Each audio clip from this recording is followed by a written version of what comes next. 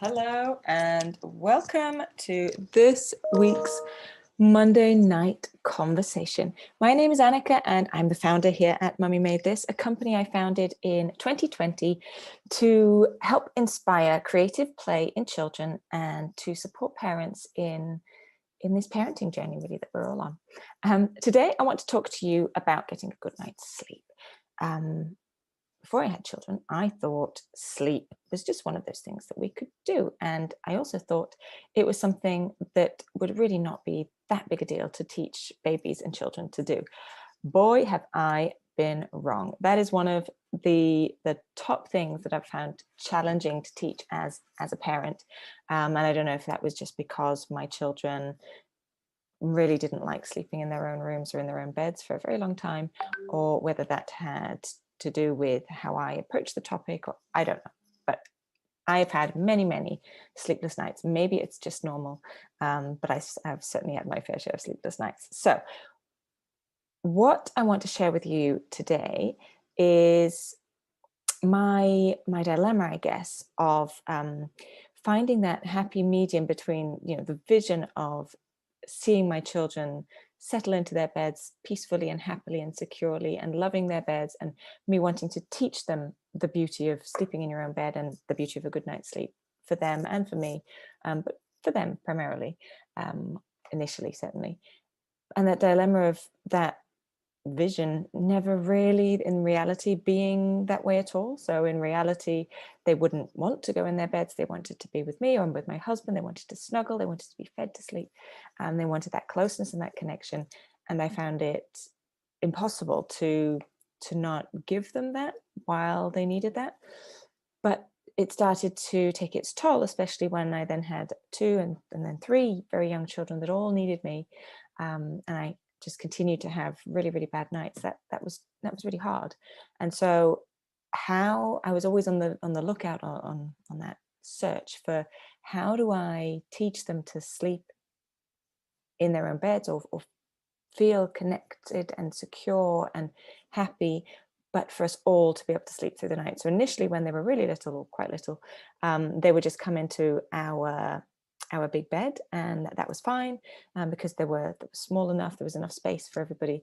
But as they got older and older, and especially sort of now my preschooler and my reception primary school child, when she comes into our bed, I don't know about your children, but they seem to always take up so much more space than these little people should be taking up space. It always is mind-boggling for me. Make their best starfish impression. There's hands and feet everywhere, always either on my head and then you get a kick in the ribs every now and then as they turn over and they wriggle, and then they kick the covers off, because if we have like one big duvet cover, so they if they're in the middle, they get too hot, so they kick the covers off, and then we get cold, and so we pull the covers back up again, and then they kick them back down again, and so they're like only in a half sleep throughout the night, and so are we, and it's constantly up and down and up and down. And then if that's just if one child comes. If then another child comes into the bed, then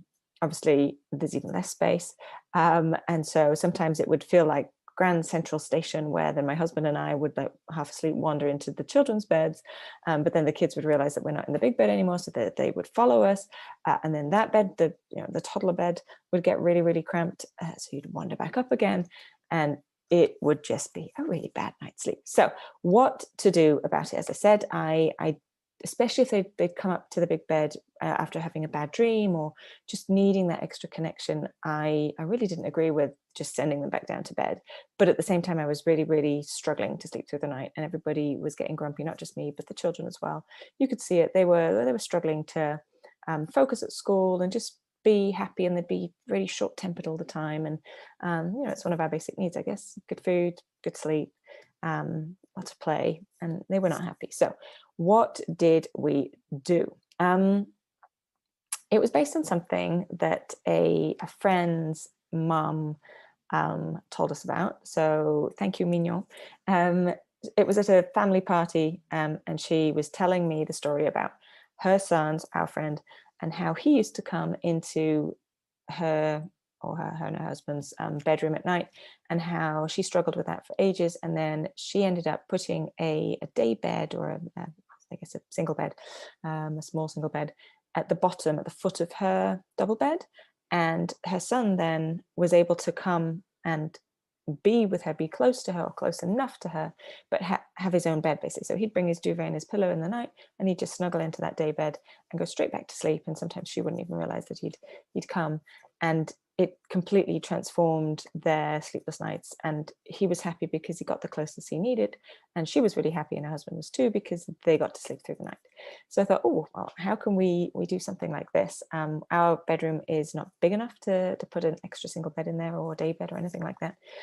So what we've come up with, and what has worked an absolute treat for us, is if now, it's not even when, a child comes into our bedroom, we take like you often have like double or triple layers of pillows as a grown-up on your double bed, and you only actually need that one pillow to sleep on. So those spare pillows that are just stood next to the bed, in our case, at nighttime, I lie them down, just joining them next to each other, next on my side of the bed, next to the bed, and then I cover them with one of these like really simple IKEA blankets. It's fleece material, which is quite good because it's sort of sticky, and it keeps those 4 or 5, even if they're taller, pillows together, and stops them from spreading apart. So then suddenly you have this camp bed created within seconds, and then the child has either brought their own pillow and duvet back upstairs, or into your bedroom, or you quickly pop and get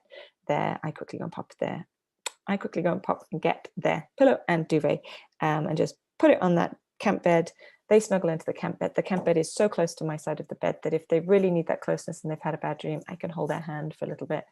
But it doesn't take long, and they drift straight back off to sleep, and I go straight back to sleep, and my husband does too, or sometimes he doesn't even wake up. And it has meant that they sleep far, far better than if we are sort of wrestling and fighting in the big bed, all of us together. The other thing that I found quite amazing, and I have no idea what the science behind this is, or whether it's just a fluke, but to be fair, I really don't care either way, because it's worked for us. It seems that dependence on falling asleep next to me, or touching me, or like really, really that close cuddle connection, that dependency doesn't seem to have happened with the camp bed. The camp bed seems to give them just enough closeness and security, and that sense of being welcomed into mummy and daddy's bedroom, when they need that closeness and connection, when they've had a bad dream or whatever, or just when they need it, without creating a codependence on not being able to go to sleep on your own, or sleeping through the night. Because as a result, all 3 of my children, but particularly my middle one, who struggled the most, she is sleeping through the night far, far more often than she ever has. She doesn't seem to need that connection as much. Maybe it's an age thing and she's just grown out of it, who knows, but it has certainly coincided with us using the camp bed. And when every now and then, when she does still come up, we, within seconds, as I say, we set up that camp bed, and she snuggles in and goes straight back to sleep, and all is good, and we still have a reasonably good night's sleep, and so does she.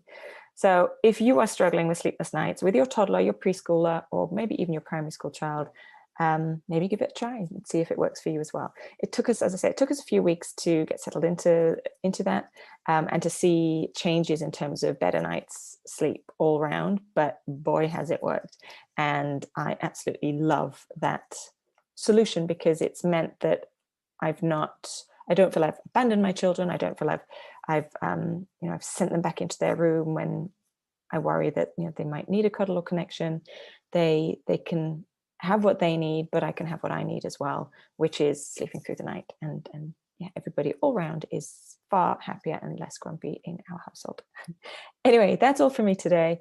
I hope you have a great rest of your week. Let me know your comments, as always, and if you have any topic suggestions, let me know. Simply email me at annika@mummymadethis.co.uk, or respond to me on Instagram or Facebook. And if you've missed any of the past videos or blogs, you can sign up for the videos at www.mummymadethis.co.uk /Monday night, and you can subscribe to my mailing list and get the blogs weekly on www.mummymadethis.co.uk/mailing list. So in my blog, as you know, it comes out every Wednesday. I will share photos of exactly what our camp bed looks like and how easy it really is to put together, so that you can see exactly what I mean. Words can only explain so much, I guess. So yeah, there'll be some photos in the blog that comes out on Wednesday evening. I'd love to hear your thoughts and continue the conversation. So if you're not part of our Facebook community yet, do go ahead and join it. There's a direct link to the Facebook community on our website, or from our website, www.mummymadethis.co.uk, and then there's a little blue link in the top right hand corner of the webpage. Yeah, that's it. See you next week, 8 p.m. either on YouTube or Facebook. Take care. Bye.